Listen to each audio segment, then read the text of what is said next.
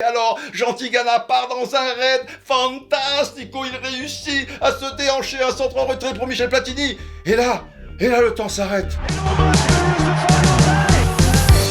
Hello, hola, bonjour. Aujourd'hui, je vous parle de l'Euro 84 avec une équipe de France à la recherche de son propre paradis. Je vais tout vous expliquer.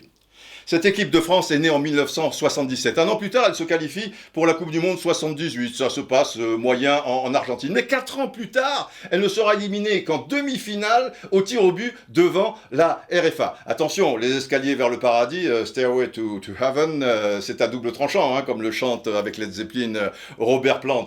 Ça peut aussi bifurquer vers l'enfer. Il faut à tout prix suivre The Piper, le flûtiste. Et le flûtiste, c'est Michel Platini, meilleur joueur du monde à ce moment-là.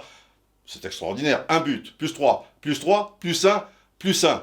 Les enfants de Michel Platini sont dans la foulée et cette photo, c'est après un but où tout s'est joué, les enfants. C'était au stade Vélodrome, France-Portugal, 2 buts partout. Nous sommes à la 120e minute, évidemment. Les tirs au but sont en perspective, mais dans cet exercice, les Français savent qu'ils n'y arriveront pas. Il faut à tout prix marquer. Alors, Gentil Gana part dans un raid, fantastico, il réussit à se déhancher un centre en retrait pour Michel Platini. Et là, le temps s'arrête. El tiempo se detiene. C'est incroyable. Simplement, il y a beaucoup de monde dans le petit rectangle, vous savez, 5,50 m devant le but. Ils sont 5.